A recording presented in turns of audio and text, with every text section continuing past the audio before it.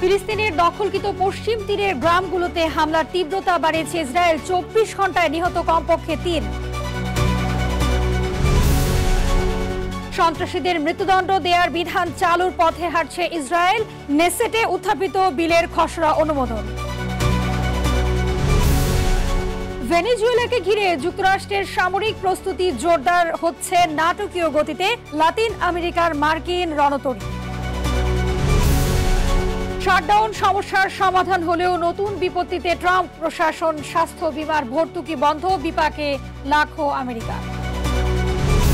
এবং নতুন বাণিজ্য চুক্তির খুব কাছাকাছি যুক্তরাষ্ট্র ভারত। শুল্ক কমিয়ে 15% নামিয়ে আনতে পারে ট্রাম্প প্রশাসন।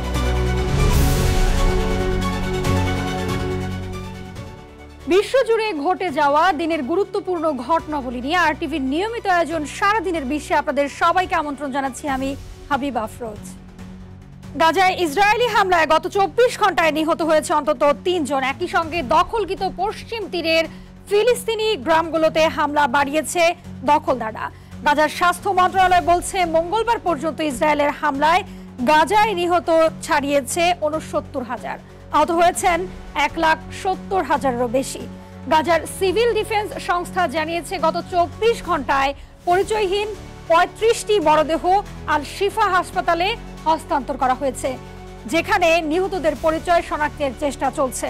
গেল 10 অক্টোবর যুক্তরাষ্ট্রের সমন্বয়ে হওয়া যুদ্ধবিরতির পর থেকে অন্তত 245 ফিলিস্তিনিকে হত্যা করেছে জয়ানবাদীরা। সন্ত্রাসীদের মৃত্যুদণ্ড দেওয়ার বিধান চালুর পথে হাঁটছে ইসরায়েল। এর প্রেক্ষিতে সন্ত্রাসীদের মৃত্যুদণ্ড বিল অনুমোদন করে ইসরায়েলের পার্লামেন্ট। এদিন 120 সদস্যের নেসেটে জাতীয় নিরাপত্তা মন্ত্রী ইটামার বেন গাভিরের উত্থাপিত বিলের পক্ষে পড়ে 39 ভোট আর বিলটির বিপক্ষে পড়ে 16 ভোট। এটি প্রথম ধাপে পাশ হয় বিলটি। তবে বিলটি আইনে পরিণত হতে হলে দ্বিতীয় ও তৃতীয় ধাপেও এটি পাশ হতে হবে। আল জাজিরার প্রতিবেদন বলছে বিলটির খসড়ায় বলা হয়েছে জাতিগত ঘৃণা ও বিদ্বেষ থেকে যারা ইসরায়েল রাষ্ট্র বা ইহুদিদের পুনরুজ্জীবনের ক্ষতি করবে এবং ইসরায়েলদের হত্যা করবে তাদের ক্ষেত্রেই এই মৃত্যুদণ্ড প্রযোজ্য হবে। নাটকীয় গতিতে জোরদার হচ্ছে ভেনেজুয়েলাকে ঘিরে যুক্তরাষ্ট্রের সামরিক প্রস্তুতি। এর মধ্যে মার্কিন বিমানবাহী রণতরী জেরাল্ড ফোর্ড লাতিন আমেরিকার অঞ্চলে প্রবেশ করেছে বলে নিশ্চিত করেছেন কর্মকর্তারা। গত মাসেই এই নির্দেশ দিয়েছিলেন প্রেসিডেন্ট ডোনাল্ড ট্রাম্প। আর ভেনেজুয়েলার প্রেসিডেন্ট নিকোলা মাদুরোর অভিযোগ, লাতিন আমেরিকা অঞ্চলে যুক্তরাষ্ট্রের এই সামরিক প্রস্তুতির লক্ষ্য তাকে ক্ষমতাচ্যুত করা। আর জানাচ্ছেন ইমরুল হাসান। প্রেসিডেন্ট হিসেবে দ্বিতীয় মেয়াদে ট্রাম্পের ক্ষমতা গ্রহণের পরেই ভেনেজুয়েলার সঙ্গে সম্পর্কের অবনতি ঘটে যুক্তরাষ্ট্রের। বিশেষ করে মাদক ইস্যুতে দেশটিকে সরাসরি দায়ী করে বিবৃতি দেন তিনি। যদিও বরাবরই এই অভিযোগ অস্বীকার করে আসছে দেশটি। মাদুরোকে মাদক চোরাচালানের সঙ্গে যুক্ত করতে ট্রাম্প প্রশাসন জোর চেষ্টা চালাচ্ছে বলে মনে করছেন সমালোচকেরা। যদিও ভেনেজুয়েলা কোকেনের অন্যতম উৎপত্তিস্থল নয়।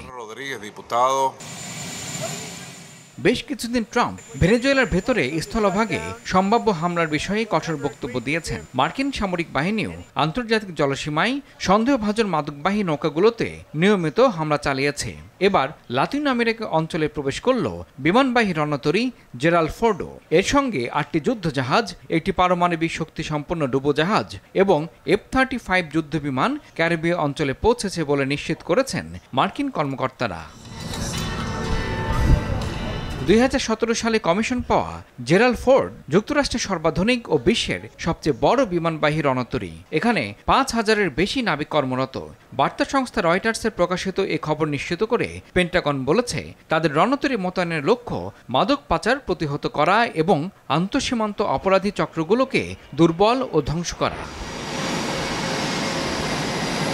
এই ঘটনায় তীব্র প্রতিক্রিয়া জানিয়েছেন ভেনেজুয়েলার প্রেসিডেন্ট নিকোলা মাদুরো। মাদক পাচার ও অপরাধী চক্রের সঙ্গে তার সম্পর্ক থাকার অভিযোগ প্রত্যাখ্যান করে তিনি বলেন, মূলত তাকে ক্ষমতাচ্যুত করতে এই মার্কিন রণতরীর উপস্থিতি। মাদুরোকে গ্রেপ্তারে তথ্য প্রদানের জন্য ওয়াশিংটন ঘোষিত পুরস্কার গেল আগস্টে দ্বিগুণ করে $5 কোটি নির্ধারণ করে ট্রাম্প প্রশাসন। রণতরী মোতায়েনে যুক্তরাষ্ট্রের প্রথম ঘোষণার জবাবে মাদুরো সতর্ক করে বলেছেন, যুক্তরাষ্ট্র কখনো তার দেশে হস্তক্ষেপ করলে রাইফেল হাতে দেশ জুড়ে মিছিল করবে লাখ লাখ নারী পুরুষ। যুক্তরাষ্ট্রকে মোকাবেলা করতে ভেনেজুয়েলাও অস্ত্রশস্ত্র মোতায়েন করেছে বলে প্রতিবেদন প্রকাশ করে বার্তা সংস্থা রয়টার্স। সেখানে রয়েছে রাশিয়ার তৈরি কয়েক দশকের পুরনো অস্ত্রশস্ত্র। যুক্তরাষ্ট্র আকাশ বা স্থলপথে অভিযান চালালে গেরিলা কায়দায় তা মোকাবেলার পরিকল্পনা করেছে তারা, এমনই তথ্য প্রকাশ পায় প্রতিবেদনটিতে। ইমরুল হাসান, RTV। সরকারি শাটডাউনের সমস্যার সমাধান হলেও নতুন বিপত্তিতে ট্রাম্প প্রশাসন। এবার স্বাস্থ্যসেবা ইস্যুতে রাজনৈতিক সংকটের মুখে পড়তে যাচ্ছে যুক্তরাষ্ট্র। অচল অবস্থা নিরসনের পর দেশ জুড়ে স্বাস্থ্য বীমার ভর্তুকি বন্ধ হয়ে যাওয়ায় লাখো আমেরিকান বিপাকে পড়েছেন। আর এ দায় এখন পুরোপুরি ট্রাম্প ও রিপাবলিকানদের ঘাড়ে পড়েছে বলে মন্তব্য করেছেন সমালোচকেরা। এদিকে প্রতিনিধি পরিষদের স্পিকার মাইক জনসনকে রিপাবলিকান সদস্যরা চাপ দিচ্ছেন যেন তিনি এই ভর্তুকি পুনরায় চালুর বিষয়ে ভোট আয়োজন করেন। যদিও জনসন বলছেন বিষয়টি পর্যালোচনার প্রক্রিয়া রয়েছে, যা দ্রুত সমাধান সম্ভব নয়। আর অচল অবস্থার পর ট্রাম্প RX নামে একটি সরাসরি ওষুধ বিক্রির ওয়েবসাইট চালুর ঘোষণা দিয়েছে। অবশেষে নতুন বাণিজ্য চুক্তির খুব কাছাকাছি যুক্তরাষ্ট্র ও ভারত। এই চুক্তি দুই দেশের মধ্যে অর্থনৈতিক নিরাপত্তার সম্পর্ক জোরদারের পাশাপাশি যুক্তরাষ্ট্রের জ্বালানি রপ্তানি বাড়াবে বলেও মন্তব্য করেছেন মার্কিন প্রেসিডেন্ট ডোনাল্ড ট্রাম্প। এছাড়া যুক্তরাষ্ট্রের গুরুত্বপূর্ণ খাতে এই চুক্তি বিনিয়োগকে উৎসাহিত করবে বলেও মন্তব্য করেন তিনি। হোয়াইট হাউসের ওভাল অফিসে ভারতের নতুন রাষ্ট্রদূত সার্জিও গোরের শপথ অনুষ্ঠানে এসব বলেন ট্রাম্প। বিশ্লেষকরা বলছেন এই চুক্তি সম্পন্ন হলে যুক্তরাষ্ট্র ভারতের আমদানির ওপর শুল্ক 50% থেকে কমিয়ে 15 থেকে 16% নামিয়ে আনতে পারে। পাকিস্তানে একের পর এক সন্ত্রাসী হামলার পর আবারও আফগানিস্তানের ভেতরে সামরিক অভিযান চালানোর ইঙ্গিত দিয়েছে ইসলামাবাদ।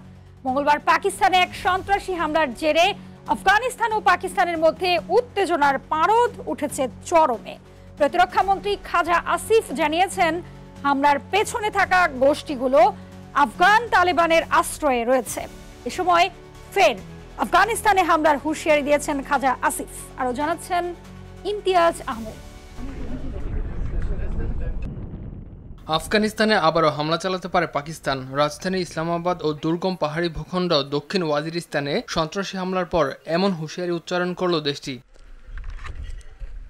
পাকিস্তানের সন্ত্রাসী হামলার পর আফগানিস্তানের ভেতরে লক্ষ্যবস্তুতে হামলা চালানো হতে পারে বলে ইঙ্গিত দিয়েছেন পাকিস্তানের প্রতিরক্ষা মন্ত্রী খাজা আসিফ। মঙ্গলবারের হামলার জন্য আফগান তালেবান সরকারকে অভিযুক্ত করে প্রতিরক্ষা মন্ত্রী বলেন, পাকিস্তানে হামলার পেছনে থাকা সশস্ত্র গোষ্ঠীগুলোকে আশ্রয় দিচ্ছে আফগান তালেবান। এই হামলাগুলোর পর সীমান্ত পার হয়ে আফগানিস্তানের ভেতরে অভিযান চালানোর সম্ভাবনা উড়িয়ে দেওয়া যায় না। তিনি এ ঘটনার পর আফগান তালেবান সরকারের তরফে দেয়া নিন্দাকে অবিশ্বাসযোগ্য বলে প্রত্যাখ্যান করেন। বলেন, তালেবানের আশ্রয়ে থাকা গোষ্ঠীগুলোই বারবার পাকিস্তানের উপর হামলা চালাচ্ছে। পাকিস্তানের প্রতিরক্ষা মন্ত্রী আরও বলেন, ভারত বা আফগানিস্তান যে কেউ যদি কোনো দুঃসাহস দেখায় তবে পাকিস্তান সমানভাবে এর পাল্টা জবাব দেবে। এ সময় পাকিস্তান কখনো আগ্রাসন শুরু করবে না বলেও জানান খাজা আসিফ। এর আগে সোশ্যাল মিডিয়া প্ল্যাটফর্ম এক্সে দেয়া এক পোস্টে খাজা আসিফ লিখেন, পাকিস্তান এক ধরনের যুদ্ধের মধ্যে আছে।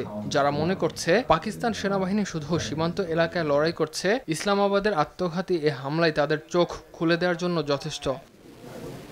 वो इस बात की निशानदेही करता है कि मुकम्मल इत्तेफाक राय नहीं है। উল্লেখ করেন, সন্ত্রাস বিরোধী এ লড়াই পুরো পাকিস্তানের যুদ্ধ আর সেনাবাহিনীর ত্যাগই পাকিস্তানকে নিরাপত্তা বোধ দিচ্ছে। এছাড়া হামলার পর দেওয়া বিবৃতিতে আফগান তালেবান সরকারের সঙ্গে আলোচনার সাফল্য নিয়ে সন্দেহ প্রকাশ করেন আসিফ। লিখেন, কাবুলের নেতৃত্ব চাইলে পাকিস্তানের সন্ত্রাস রোধ করতে পারে, কিন্তু উদ্দেশ্য প্রণোদিতভাবে ইসলামাবাদে হামলার বার্তা এসেছে কাবুল থেকেই।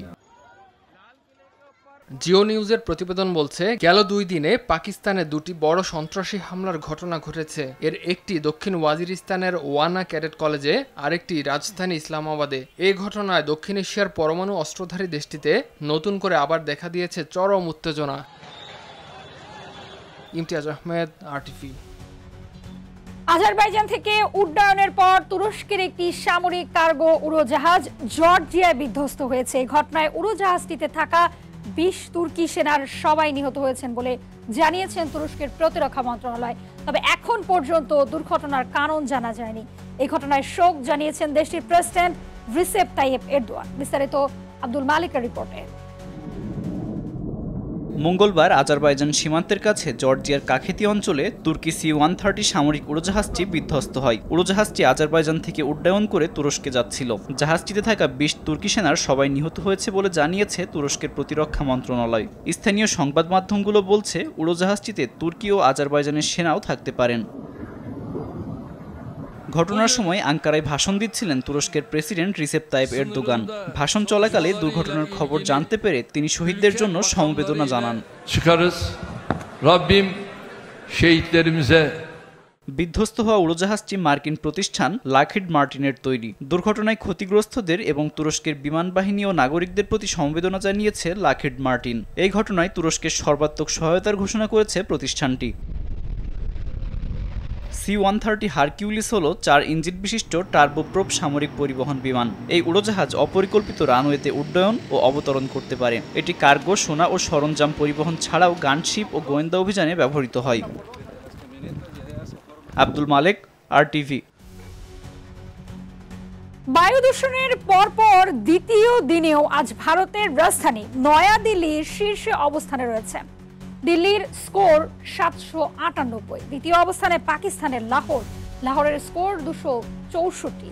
বায়ু দূষণে আজ বিশ্বের 127 শহরের মধ্যে ঢাকার অবস্থান তৃতীয়। মঙ্গলবার এই সময় রাজধানী ঢাকার অবস্থান ছিল চতুর্থ। আজ সকালের দিকে ঢাকার বাতাসের মান ছিল 233। বাতাসের এই মানকে বেশ অস্বাস্থ্যকর বলে গণ্য করা হয়। গতকাল প্রায় একই সময়ে ঢাকার বাতাসের মান ছিল 221। বায়ু দূষণের এই পরিস্থিতি তুলে ধরেছে সুইজারল্যান্ড ভিত্তিক প্রতিষ্ঠান IQ Air। প্রতিষ্ঠানটি বায়ু দূষণের অবস্থান নিয়মিত তুলে ধরে। রাজধানীর 8টি স্থানে আজ বায়ু দূষণের পরিস্থিতি খুব খারাপ। এসব এলাকায় গেলে বা অবস্থান করলে মাস্ক পরা সহ কিছু নিয়ম মানার পরামর্শ দিয়েছেন বিশেষজ্ঞরা। সোনালী পাতা আর প্রশান্ত প্রকৃতির মেলবন্ধন। বলছি চীনের রাজধানী বেইজিং এর সান ইয়াত সেন পার্কের কথা। বছরের এই সময়টাতে যেখানে শরতের সৌন্দর্য উপভোগ করছেন স্থানীয় পর্যটকরা। সোনালী শহরের এমন মনোরম দৃশ্য দেখতে বেইজিং এর এই পার্কটিতে প্রতি বছর হাজার হাজার মানুষ ছুটে আসেন, যেখানে প্রকৃতি ও ইতিহাস মিলে তৈরি হয়েছে এক চিরন্তন সৌন্দর্যের গল্প। ইমতিয়াজ আহমেদ জানাচ্ছেন এরই বিস্তারিত। চীনের রাজধানী বেইজিং এর সান ইয়াত সেন পার্কে নেমেছে শরতের রঙিন ছোঁয়া। সোমবার সকাল থেকে পার্ক জুড়ে ভিড় জমাচ্ছেন দর্শনার্থীরা। কেউ ছবি তুলছেন, কেউ বা আবার সোনালী পাতার মাঝে মনের আনন্দে নেচে বেড়াচ্ছেন, মুগ্ধ হচ্ছেন প্রকৃতির মায়ায়। পার্কের গাছগুলোয় এখন শরতের উজ্জ্বল রূপ। জিঙ্কো বিলোবা গাছের পাতার সোনালী ঝলক আর লালচে পত্রপল্লবের মিশ্রণে সৃষ্টি হয়েছে এক মনোমুগ্ধকর দৃশ্য। এই পার্কটি জংশন পার্ক নামে পরিচিত। প্রতি বছর এ সময়ে পার্কটি শহরের শরতের রং উপভোগের অন্যতম জনপ্রিয় স্থান হয়ে ওঠে। এক সময়ের altar of land and grain নামে পরিচিতি পাওয়া শতাব্দী প্রাচীন এই পার্ক ছিল মিং ও চিং রাজবংশের এক ঐতিহাসিক নিদর্শন। আজও এই পার্কের ঐতিহ্যবাহী লাল মন্দির আর পুরনো স্থাপত্যের পাশে জিঙ্কো বিলোবা গাছের পাতার সোনালী রং এক অপূর্ব বৈসাদৃশ্য সৃষ্টি করে, যা শরতের শান্ত সৌন্দর্যকে করে আরও মনোমুগ্ধকর। ইমতিয়াজ আহমেদ, RTV। আর এরই সাথে শেষ করছি সারাদিনের বিশ্ব। RTVর সাথে সংযুক্ত থাকুন, মতামত জানান RTVর সামাজিক যোগাযোগ মাধ্যমগুলোতে।